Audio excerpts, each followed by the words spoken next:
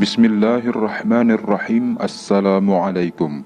Pada bulan Februari 2015, Allah berkata padaku dalam mimpi bahwa, Qasim, kamu adalah orang terakhir dari umat Muhammad sallallahu alaihi wasallam yang akan mati di muka bumi ini.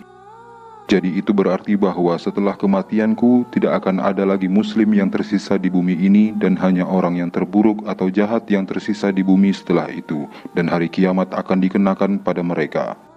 Dalam mimpi yang lain, Allah subhanahu wa ta'ala berkata bahwa, Qasim, aku akan memenuhi semua janji-janjiku dalam 13 tahun ke depan, yaitu janji yang aku telah buat denganmu. Nabi Muhammad sallallahu alaihi wasallam berkata padaku di dalam mimpiku, Qasim anakku, jangan pernah hilang harapan, kamu sangat dekat dengan takdirmu, Allah subhanahu wa ta'ala menolongmu anakku, tunggulah sebentar lagi.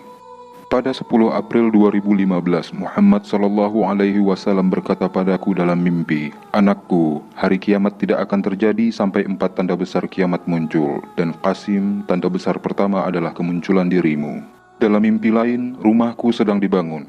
Aku dan Muhammad sallallahu alaihi wasallam berdiri di depan rumah. Muhammad sallallahu alaihi wasallam berkata padaku bahwa, ketika rumahmu sudah selesai, aku akan memanggilmu ke Madinah, dan aku akan bertemu denganmu. Maka setelah itu, aku akan memberitahumu untuk melakukan perjalanan ke Mekah untuk bersyukur kepada Allah subhanahu wa ta'ala, dan setelah itu, kamu berkewajiban membantu umat Islam. Aku menjawab seperti yang engkau sallallahu alaihi wasallam katakan. Setelah itu aku melihat diriku di masjid yang besar dengan cahaya yang sangat kurang, dan imam masjid telah menyerukan salat. Saya kemudian ikut salat. Setelah selesai salat, beberapa orang memandangku dan berkata padaku bahwa mereka dengan jelas melihat cahaya yang datang dari tubuhku. Aku berkata ke mereka, jadi apa? Kemudian mereka berkata padaku bahwa, seperti yang Anda lihat, kami hidup dalam kegelapan, dan kegelapan ini semakin hari semakin gelap. Jadi tolong kami, karena Anda mempunyai cahaya. Terangilah kami sehingga kami bisa mendapati diri kami keluar dari kegelapan ini. Aku berkata pada mereka bahwa saya memiliki cahaya dari Allah subhanahu wa ta'ala, dan aku dapat memenuhi seluruh bumi dengan ini. Kemudian saya meletakkan cahaya Allah subhanahu wa ta'ala di langit yang gelap, dan kemudian langit menjadi penuh dengan cahaya dan seluruh dunia mulai terang. Karena cahaya Allah dan wajah orang-orang Islam bersinar seperti bintang, dan semua orang menjadi bahagia.